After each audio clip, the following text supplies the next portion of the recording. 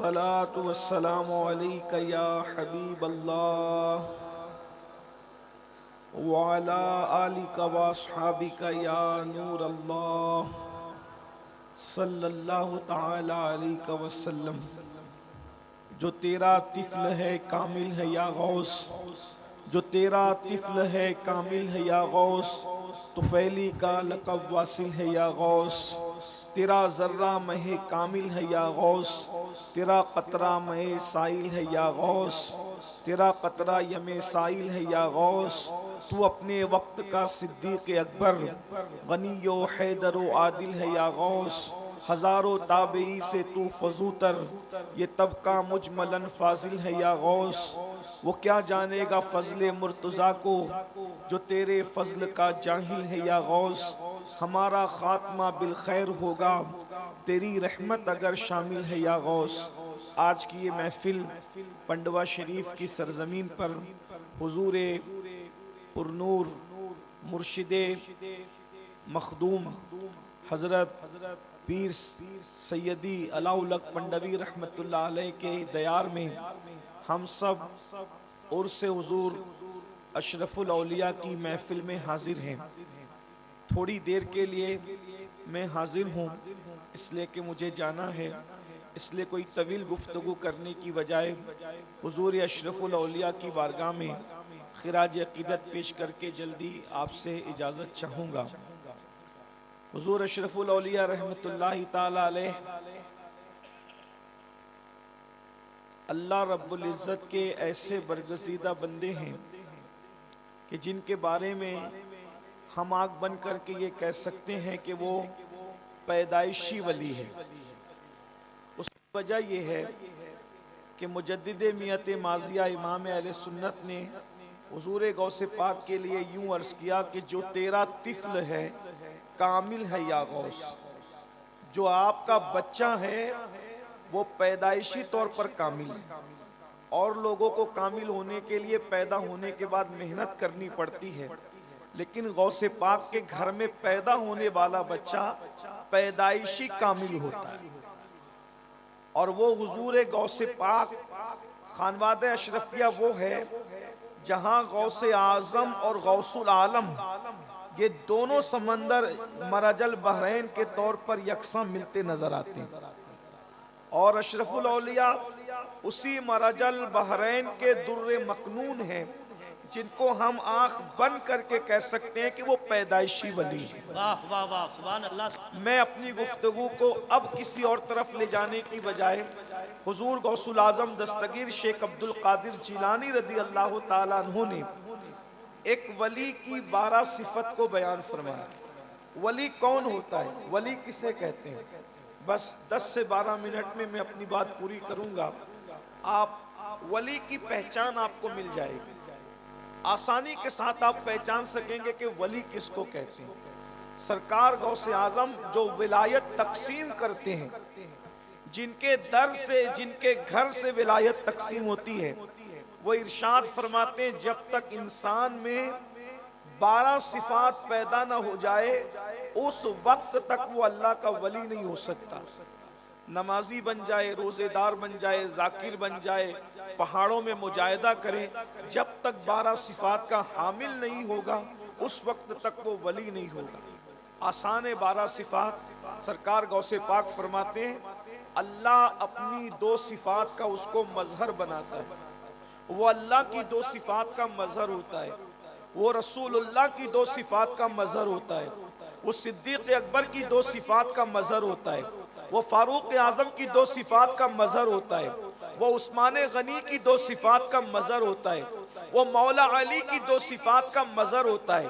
غوث پاک نے رسول اللہ کے بعد اور خدا کے بعد چاروں خلفائے راشدین کی صفات کا مظہر اس کو قرار دیا۔ اس سے پتہ چلا نہ رافضی ولی ہو سکتا ہے نہ ناسبی ولی ہو سکتا ہے، ولایت اگر کہیں ہوگی تو صرف اور صرف پیور اہل سنت و جماعت کے پاس ہوگی۔ اس لیے کہ ناسبی کے دل میں مولا علی کے لیے محبت نہیں ہے، اور رافضی کے دل میں شیخین کے لیے محبت اور الفت نہیں ہے، تو نہ ولایت وہاں نظر آتی ہے نہ ولایت یہاں نظر آتی ہے۔ اگر ولایت کہیں نظر آتی ہے تو صرف اور صرف اہل سنت و جماعت میں نظر آتی ہے۔ حضور غوث پاک رضی اللہ تعالیٰ نے ارشاد فرماتے ہیں کہ جو دو صفات کا مظہر ولی ہوتا ہے وہ اللہ رب العزت کی دو صفات کا مظہر، ایک تو وہ صفت ستاری کا مظہر ہوتا ہے، وہ صفت غفاری کا مظہر ہوتا ہے۔ یعنی ولی وہ ہوتا ہے جو لوگوں کے عیب کو بیان نہیں کرتا بلکہ لوگوں کے عیبوں پہ پردے ڈالا کرتا ہے۔ اللہ رب العزت ستار ہے، جیسے وہ بندوں کے عیبوں پہ پردے ڈالتا ہے، جب وہ کسی کو اپنا دوست بناتا ہے تو صفت ستاری کا اس کو مظہر بنا دیتا ہے، لوگوں کے عیبوں کو بیان نہیں کرتا بلکہ لوگوں کے عیب پہ پردے ڈالا کرتا ہے۔ اور اس منبر پر ابھی آپ نے اپنی آنکھوں سے دیکھا کہ اللہ اکبر اپنے مرید کو منع کیا گیا، اور جب انہوں نے توجہ نہ کی تو جھڑکی دے کر کے بتایا گیا کہ اللہ والوں کی شان کیا ہے کہ یہاں پردے نہیں اٹھائے جاتے بلکہ پردے ڈالے جاتے۔ نعرہ تکبیر، ہاتھوں کو اٹھا کر کے نعرہ رسالت، نعرہ حیدری، سبحان اللہ سبحان اللہ۔ جب تاج الاولیاء کی پردہ پوشی کا یہ عالم ہے تو اشرف الاولیاء کی پردہ پوشی کا عالم کیا ہے؟ واہ واہ واہ واہ واہ واہ واہ، سبحان اللہ سبحان اللہ۔ صفت ستاری کا مظہر ہوتا ہے۔ پھر فرمایا وہ صفت غفاری کا مظہر ہوتا ہے، یعنی وہ لوگوں کو معاف کرتا ہے، اپنی ذات کے لیے وہ لوگوں سے لڑائی جھگڑا نہیں کرتا، اس لیے کہ ذات کے لیے لڑنا یہ کتوں کا کام ہوتا ہے، ذات کے لیے لڑنا یہ اللہ والوں کا کام نہیں ہوتا۔ وہ صفت غفاری کا مظہر ہوتا ہے۔ اس آئینے میں اگر آپ حضور اشرف الاولیاء کی زندگی کو دیکھیں، میں نے تو ان کو نہیں دیکھا، میں نے پر پہنچا ہوں، جنہوں نے دیکھا ہے وہ گواہی دیں گے، شہادت دیں گے کہ ان لوگوں نے حضور اشرف الاولیاء نے اپنی ذات کے گستاخوں کو ہمیشہ معاف کیا، اور اس دن کو یاد دلایا جو فتح مکہ کا دن تھا، لا تثریب علیکم اليوم۔ اور یہاں تو چشتیت ہے، اور خاص طور پر یہاں چشتیت اور قادریت کا بھی سنگم ہے۔ چشتیت اس اعتبار سے ہے کہ مخدوم اشرف جہانگیر سمنانی جیسا سلسلہ چشتیہ کا وہ عظیم نمائندہ جس نے سلسلہ چشتیت کو بام عروج تک پہنچایا، اور اسی لیے تو ان کے مرشد کو ان پہ ناز تھا۔ مرشد اپنے بیٹے کو خدمت سونپتے ہیں کہ تمہیں جنگل سے لکڑیاں لانے جانا ہوگا، اور سارے خلفاء اور مریدین کو ذمہ داریاں سونپتے ہیں، خانقاہ میں جھاڑو لگانا ہوگا، برتنوں کو صاف کرنا ہوگا، لنگر تقسیم کرنا ہوگا، مہمانوں کی خدمت کرنا ہوگا۔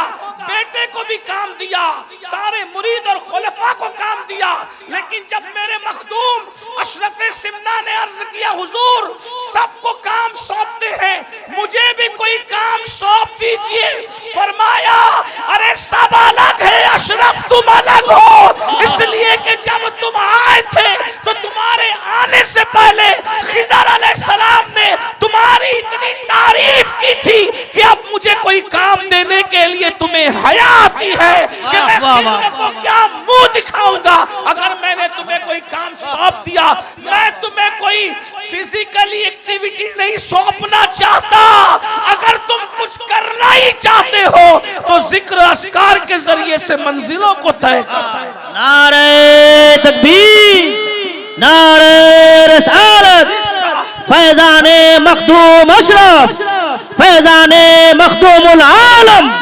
اس کا مرشد جس کو ذمہ داری اور خدمت دینے اور خدمت لینے کے لیے حیا کرے وہ اشرف سمنہ ہے، وہ ہمارے مخدوم ہے۔ بہرحال تو چشتیت تو اس اعتبار سے کہ مخدوم صاحب چشتی ہیں، اور قادریت اس اعتبار سے کہ سیدنا عبدالرزاق نورالعین کی اولاد ہے، تو یہاں چشتیت اور قادریت ایک ساتھ جمع ہوتی، یہ بھی مراج البحرین ہے الحمدللہ تعالی۔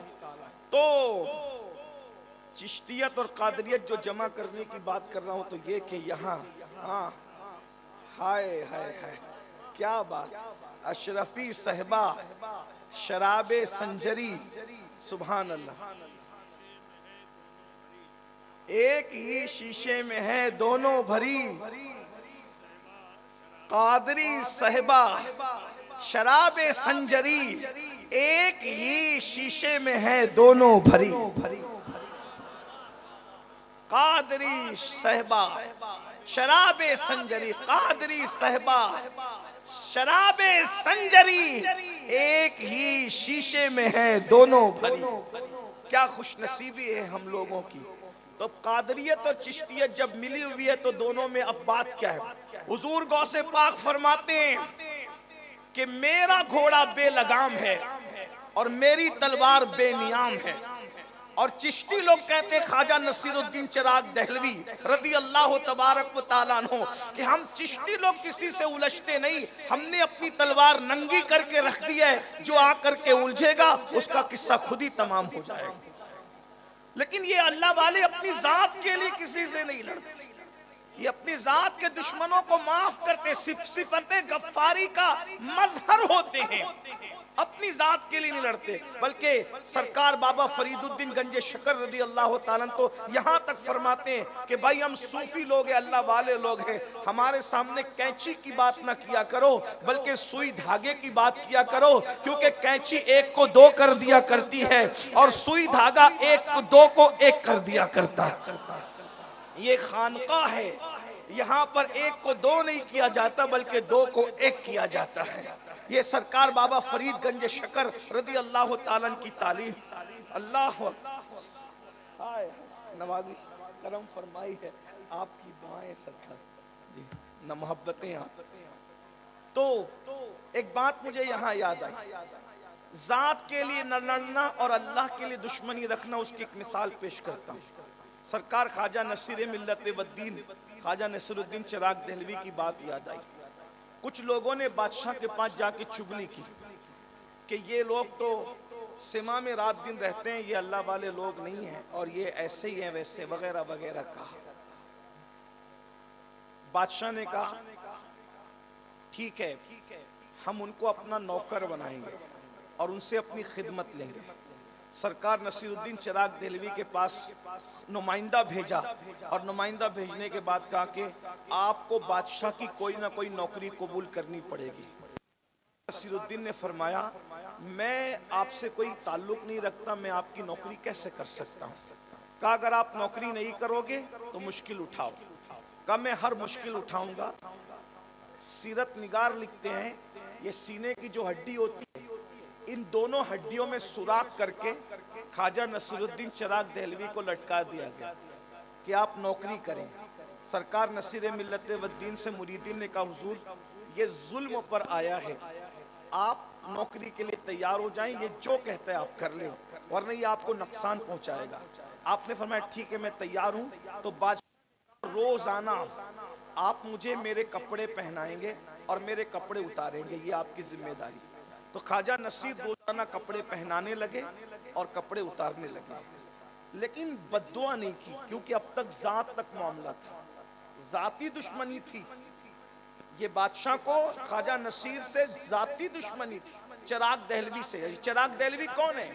یہ چراغ دہلوی سرکار علاؤالحق پنڈوی رحمت اللہ تعالی علیہ، یہ ان کے پیر و مرشد کے پیر بھائی ہیں۔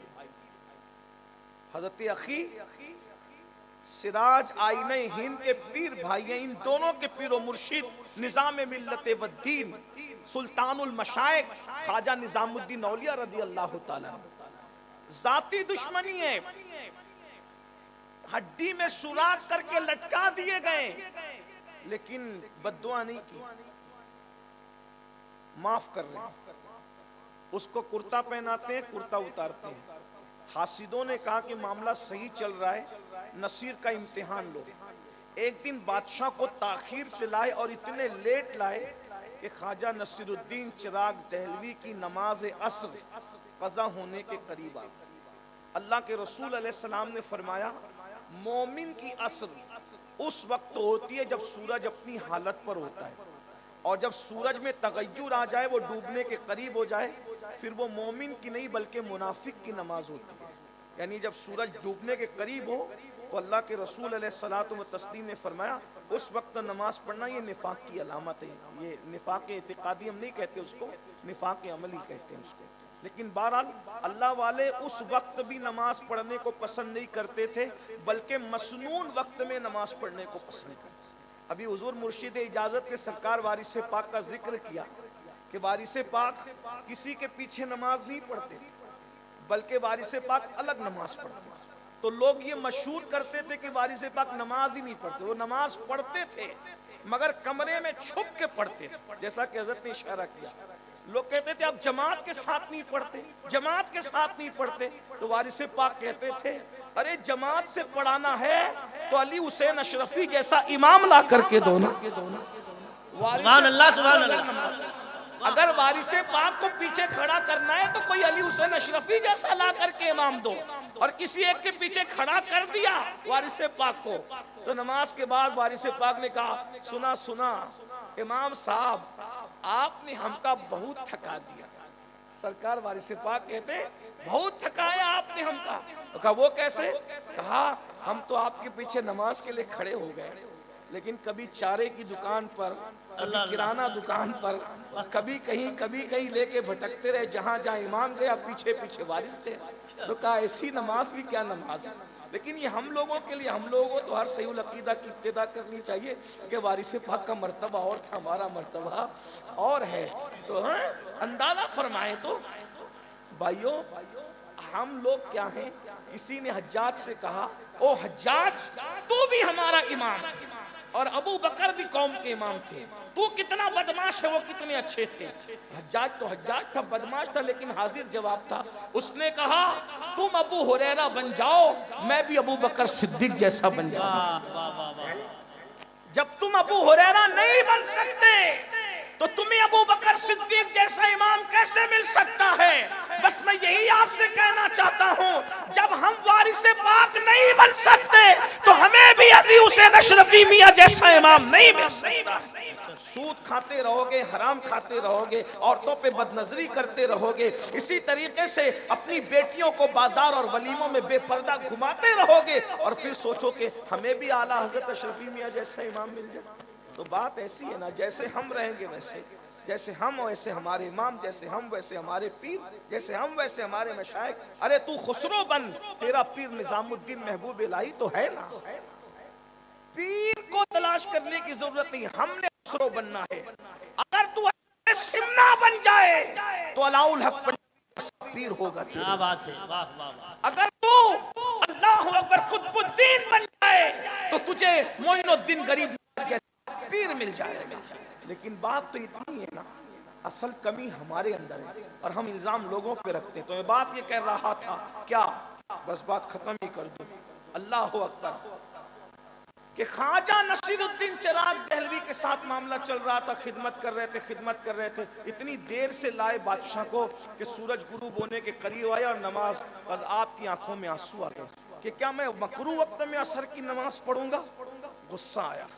اب تک ذاتی دشمنی تھی, نصیر الدین نے ہر تکلیف جھیلی, تکلیف برداشت کی, لیکن جب دین پر بات آئی, نماز ترک ہونے کی بات آئی, نماز قضا ہونے کی بات آئی, مکروہ وقت میں نماز پڑھنے کی بات آئی, بات کرتا تو پہنایا اور پہناتے ہوئے آنکھ میں آنسو لے کر باندھتے ہوئے کہا باندھے پیر کھولے غسال. یہ ولی کی زبان ہے, یہ ولی کی زبان ہے. گفتے اللہ بود گرچہ از حلقوم عبداللہ بود. اس کی بولی گویا کہ خدا کی طرف سے ہوتی ہے, وہ اللہ کا ولی بولتا ہے, مگر ولی کی زبان پر خدا کا فرمان جاری ہوتا ہے. کس شان سے کہا باندھے نصیر کھولے غسال, یعنی نصیر باندھ رہا ہے اور اس کو مرنے کے بعد اب غسل دینے والا غسال کھولے گا. دنیا نے دیکھا آج کے سورج بعد کل کا سورج غروب نہیں ہوا اور بادشاہ مر گیا, اس کی روح پرواز کر گئی, اس لیے کہ اب جان کی دشمنی کی بات نہیں تھی, اسلام کی دشمنی کی بات تھی. وہ ہوتا ہے جو صفت ستاری اور صفت غفاری کا مظہر ہوتا ہے، وہ نہ عیب کھولتا ہے اور نہ ذاتی دشمنی کرنے والوں سے بدلہ لیتا ہے۔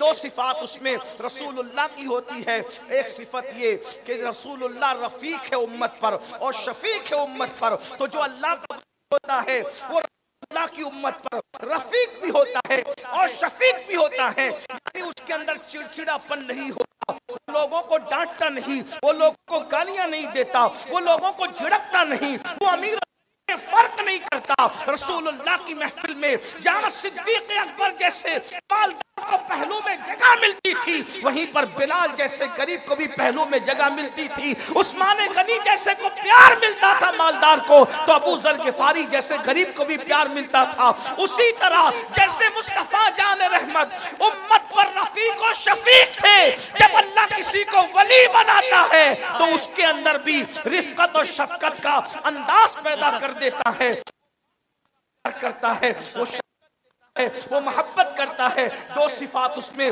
صدیق اکبر کی ہوتی ہے، وہ صادق ہوتا ہے، وہ مصدق ہوتا ہے، یعنی کہ وہ سچ بولتا ہے اور سچ کی تصدیق کرتا ہے۔ اور دو صفت فاروق اعظم کی ہوتی ہے، وہ امر بالمعروف کرتا ہے، نہی عن المنکر کرتا ہے۔ امر معروف کا مطلب یہ ہے وہ نیکی کا حکم دیتا ہے اور بری باتوں سے منع کرتا ہے۔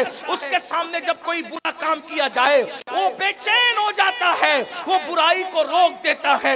امر بالمعروف اور نہی عن المنکر، نیکی کا حکم دینا، بری بات سے منع کرنا، یہ اللہ کے ولی کی پہچان ہے۔ دو صفات اس میں عثمان غنی کی ہوتی ہے، ایک تو وہ دین کو سخاوت کرتا ہے اور رات کو عبادت کرتا ہے۔ اس کا مطلب یہ ہے کہ ولی والا نہیں ہوتا بلکہ ولی لٹانے والا ہوتا ہے۔ ہم نے ہر ولی کو لوٹتے نہیں بلکہ لٹاتے دیکھا ہے۔ ارے زمین کے اوپر رہتے ہیں تو بھی ان کے نام پر لوگ پلتے ہیں، اور زمین کے اندر چلے جاتے ہیں تو بھی ان کے لنگر پر ہزاروں کا گزارا ہوتا نظر آتا ہے۔ عثمان غنی کی دو صفات ہوتی ہے کہ وہ دن کا سخی ہوتا ہے، رات کا عابد ہوتا ہے، اور دو صفات اس میں مولا علی کی ہوتی ہے، وہ یہ کہ وہ جاہل نہیں ہوتا بلکہ وہ عالم ہوتا ہے، اور وہ بہادر اور شجاع ہوتا ہے۔ مولا علی کیسے بہادر تھے؟ کبھی دیوار ہلتی ہے، کبھی در کانپ جاتا ہے، علی کا نام سن کر اب بھی خیبر کانپ جاتا ہے۔ پوری زندگی کبھی علی کے سپر کو کوئی گرا نہ سکا، لیکن مرحب نے ایسا وار کیا کہ مولا علی کی سپر گرا دی۔ ایک دن علی کی سپر گر گئی، علی نے سزا کیا دی کہ اس کے خیبر کے دروازے کو توڑ کر اپنی سپر بنا کر کے بتایا، علی سے سپر چھینو گے تو تمہارا دروازہ توڑ کر کے سپر بنائی جائے گی۔ اور اس کے بعد جب اکھاڑ کر کے پھینک دیا، 70 لوگ مل کر بھی اٹھا نہ سکے۔ واہ واہ واہ واہ واہ واہ واہ۔ فرمایا دو صفات اس میں مولا علی کی ہوتی ہے، وہ بہادر ہوتا ہے اور وہ عالم ہوتا ہے۔ اب یہ 12 صفات اگر آپ کو کسی میں دیکھنا ہے تو دل دماغ کے دریچوں کو کھول کر ماضی کے جھروکے میں جھانک کر دیکھو تو آپ کو اشرف الاولیاء کی تصویر ابھرتی ہوئی نظر آئے گی۔ السلام علیکم ورحمۃ اللہ۔